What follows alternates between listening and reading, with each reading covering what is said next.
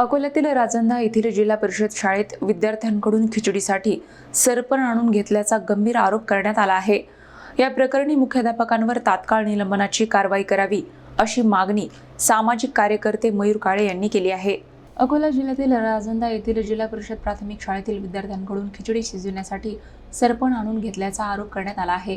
19 August रोजी सकाळी राष्ट्रगीत आणि परिपाठ सुरू असताना विद्यार्थ्यांना त्यांच्या घरी पाठवून लाकडी इंधन आणण्यास सांगण्यात आल्याचा दावा सामाजिक कार्यकर्ते मयूर काळे यांनी निवेदनातून केला आहे। विद्यार्थ्यांकडून अशा प्रकारे शारीरिक कष्टाची कामे करून घेणे गंभीर असून हे शिक्षणाच्या अधिकाराच्या भावनेच्या विरोधात असल्याचे त्यांनी म्हटले आहे। या घटनेचा व्हिडिओ उपलब्ध असल्याचाही दावा करण्यात आला आहे। संबंधित मुख्याध्यापक कैलास वसंतराव केदार यांच्यावर तात्काळ निलंबनाची कारवाई करण्याची मागणी करण्यात आली आहे। दरम्यान शिक्षण अधिकाऱ्यांकडे निवेदन देण्यासाठी गेलेल्या मयूर काळे यांचे निवेदन स्वीकारण्यात आले नसल्याचा आरोप आहे। त्यानंतर त्यांनी जिल्हा परिषद मुख्य कार्यकारी अधिकाऱ्यांच्या दालनासमोर डफळे वाजवून आंदोलन केले। या प्रकरणात चौकशी करून दोषींवर कारवाई होईपर्यंत आंदोलन सुरू ठेवण्याचा इशारा त्यांनी दिला आहे।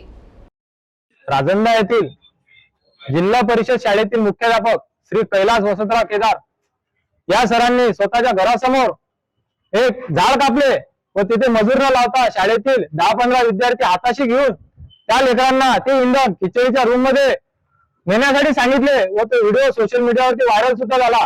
तर सरांना आम्ही प्रश्न विचारला तर सर तिथून निघून गेले आणि आम्ही व्हिडिओ व्हायरल झाल्यामुळे त्या सरांनी गावातील गावगुंडे आम्हाला मारण्यासाठी पाठवले।